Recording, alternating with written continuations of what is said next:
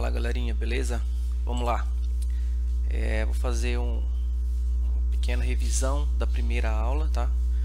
E já vou reexplicar os conceitos, tá? Vamos abordar aqui variáveis, constantes, um pouquinho sobre o documento write, sobre alert, confirm, prompt, beleza?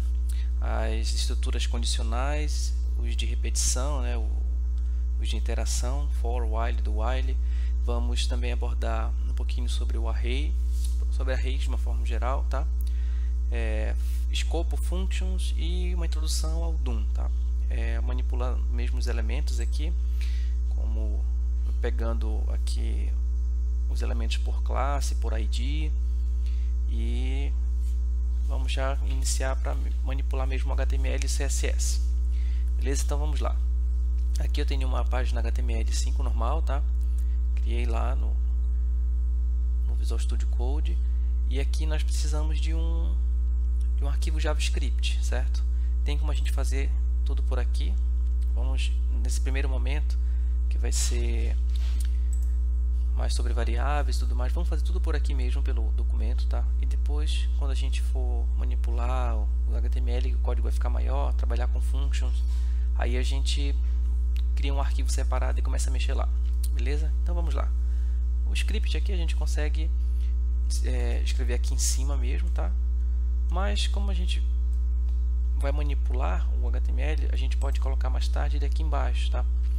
Quando a gente for inserir um arquivo externo. Então vamos aqui em cima mesmo, que a gente vai só utilizar o prompt de comando aqui o debug, né? Do próprio Chrome. Eu estou utilizando aqui o Live Server. Lembrem lá do Live Server? Então, ele cria para a gente um servidor local, e aqui a gente consegue manipular o arquivo sem ter que ficar atualizando a página. Ele já faz isso para a gente, certo? Então vamos aqui. Caso você não tenha instalado, procura lá Live Server, e ele vai ter esse ícone aqui.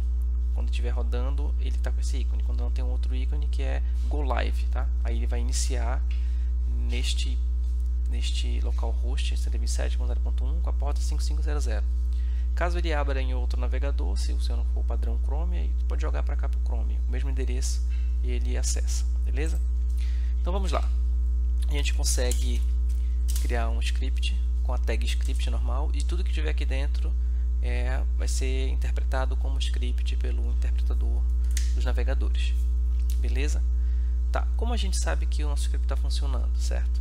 Vamos fazer o seguinte, aqui vamos colocar console log. Lembre que eu falei sobre este método da classe console, certo? Que ele serve para printar texto, variável, qualquer coisa que tu colocar aqui dentro do método log, ele printa ali no nosso prompt, certo? Então a gente vai colocar assim, funcionando, beleza? Aí salvar aqui. Aqui no Google Chrome a gente pode apertar o F12, ou a gente pode apertar com o botão direito aqui, inspecionar, que ele vai abrir, tá? No meu caso aqui ele abriu numa telinha, mas eu vou colocar aqui embaixo, beleza? Tá aqui. Então eu tenho os elementos e tem aqui a minha abinha console, tá? A gente vai utilizar a abinha console nessa aula. Estão vendo aqui? Deixa eu limpar aqui, clear console, beleza? E aqui eu vou atualizar a página, beleza? Aqui é porque eu tenho umas extensões e ele está querendo iniciá-las, tá? Mas não tem problema. Vamos lá. Só ignorar isso aqui embaixo, tá bom? Depois eu ajeito lá. Então beleza, aqui ele está dizendo, né? Foi printado, funcionando, tá? E está dizendo qual é o arquivo e qual é a linha, certo? Então a gente consegue ver aqui, ó, tá certo? E se eu quiser ver no próprio Chrome, é só eu clicar aqui, que ele vai abrir pra gente aqui o código, tá vendo? É o mesmo código que ele abre aqui na aba Source. Beleza, vamos lá para o nosso console então. Vamos lá. Vamos começar com as variáveis, certo? No JavaScript, a gente declara a variável de duas formas, utilizando a palavra reservada var e dando nome para a variável, certo?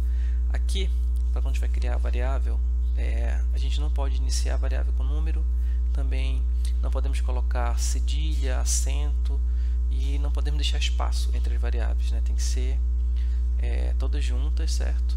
E o JavaScript é case sensitive, então se você criar uma variável nome, por exemplo, e chamar aqui, dar um console.log, por exemplo, em nome, certo? Aqui, ó, vou colocar um JavaScript, tá? Vou salvar.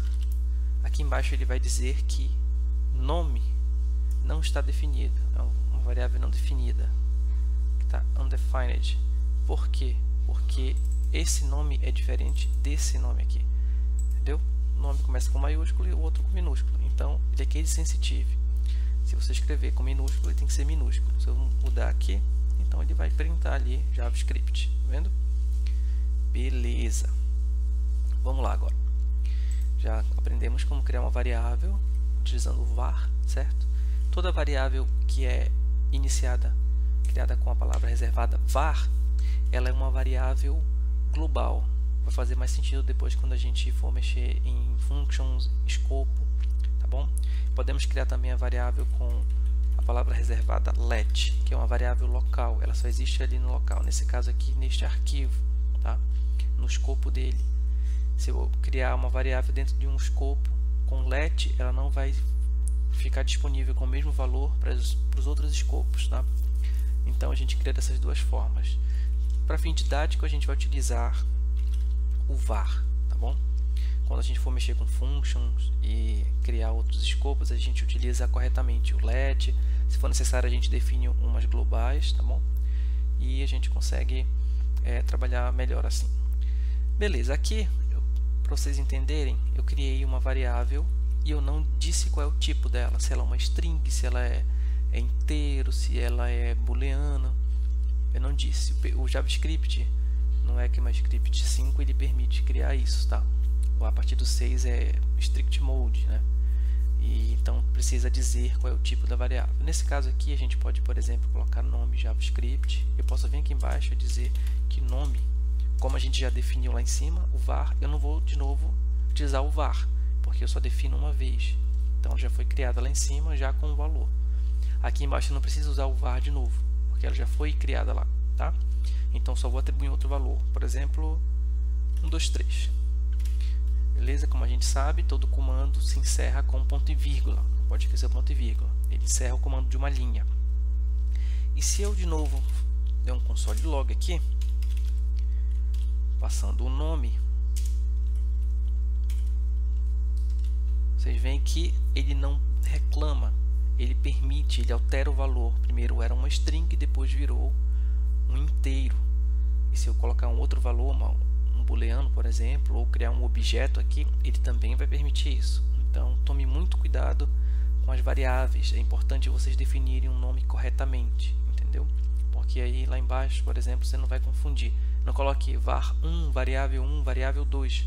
Isso é uma péssima prática, tá? E se o código fica muito grande, depois você mesmo se perde.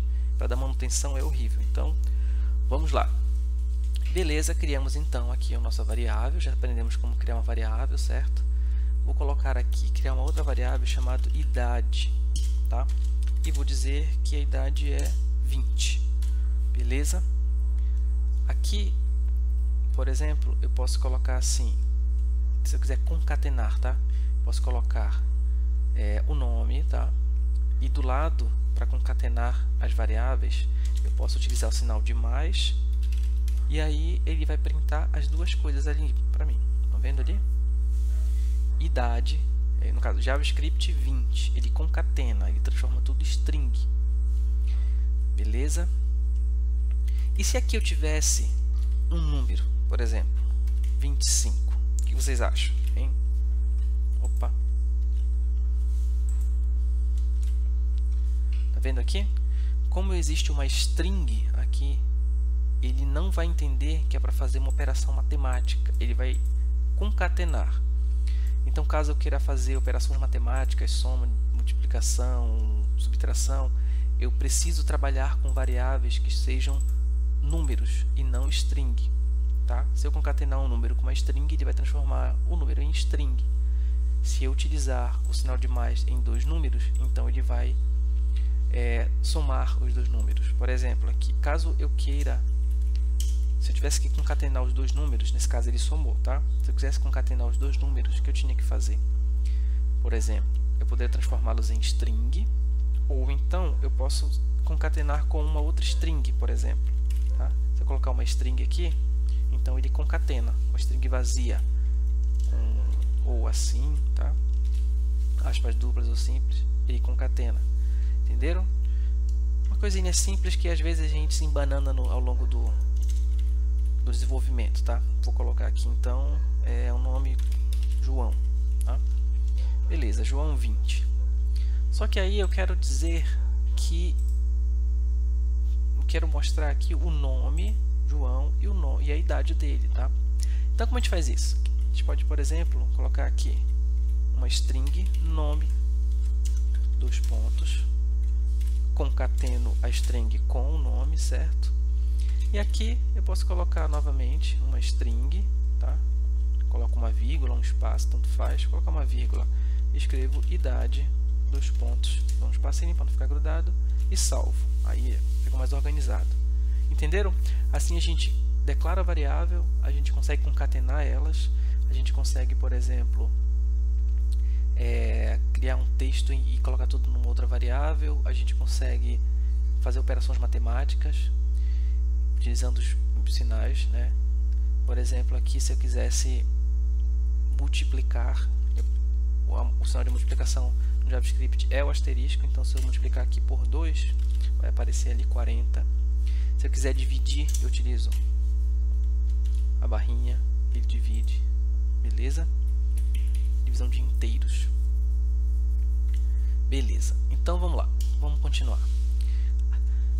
Já falamos sobre o var, sobre o let, agora eu vou falar sobre o const. Beleza? O const, que é a constante, ele cria uma constante que não pode ser alterada ao longo do sistema, né, do site. Então, o que você criar aqui de constante, ela não pode ser alterada.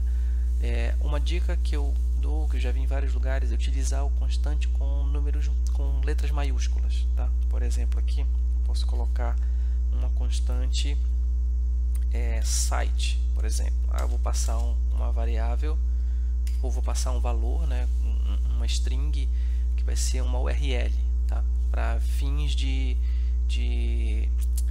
endereço de imagem, esse tipo de coisa, né? A gente cria ali uma técnicazinha, tu cria um link direto e tu só chama essa constante, ele já vai buscar corretamente o que tu definir ali. Então, por exemplo, eu crio aqui www, dois pontos, //, certo? Aí eu coloco, digamos que eu tenho ali um subdomínio, coloco arquivos.meusite.com / aí eu coloco só isso, tá? Vai ser arc, são arquivos do site, beleza? Criei um subdomínio só para mostrar os meus arquivos ali.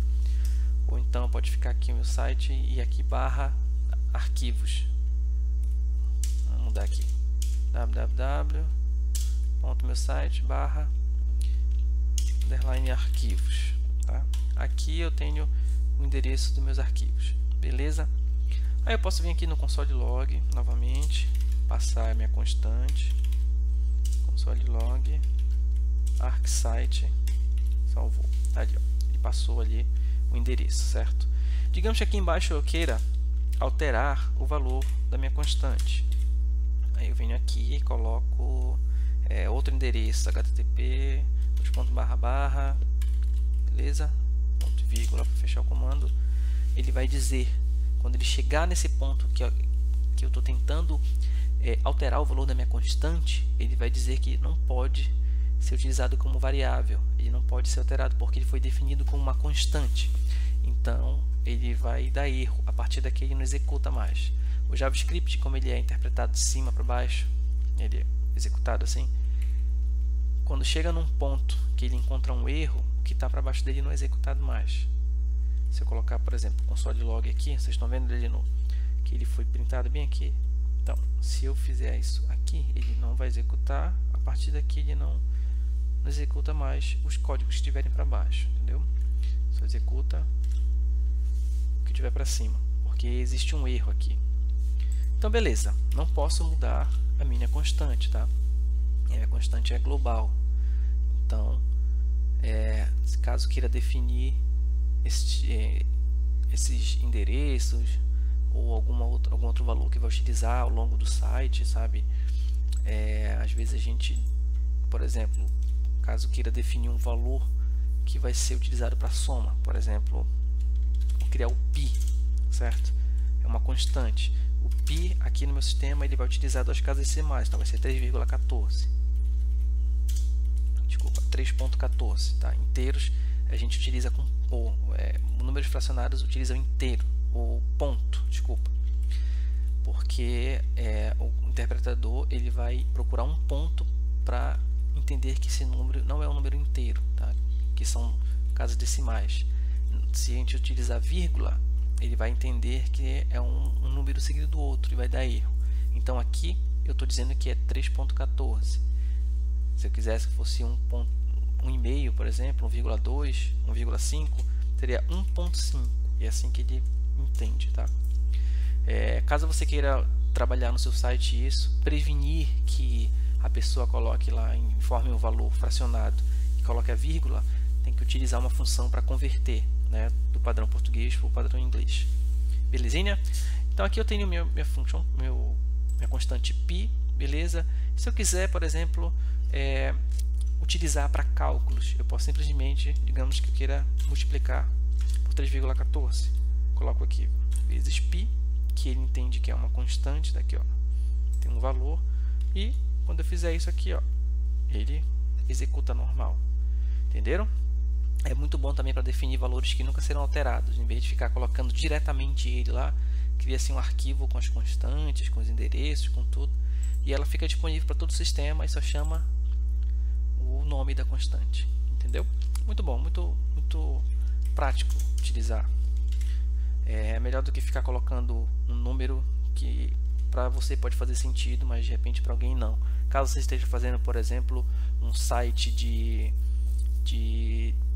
para, sei lá, para comidas, e aí tu queiras definir valores em promoção, por exemplo, tu vai ficar colocando em cada lugar, né? Tu vai colocar ali uma constante, certo? Ela é definida lá no início, e aí de repente tu aplica o desconto lá, né? Constante desconto, e aí tu aplica o desconto e aí ele vai só chamar aquele desconto e fazer a operação. Muito mais fácil do que ficar colocando ali, entendeu? Só um exemplo aqui besta. Então é isso. Finalizamos aqui o nosso utilizando variáveis, tá? E a próxima aula eu vou falar um pouquinho mais sobre Document Write, Alert, Confirm e Prompt. Assim a gente consegue trabalhar aqui as variáveis e utilizar os alerts. Beleza, galera?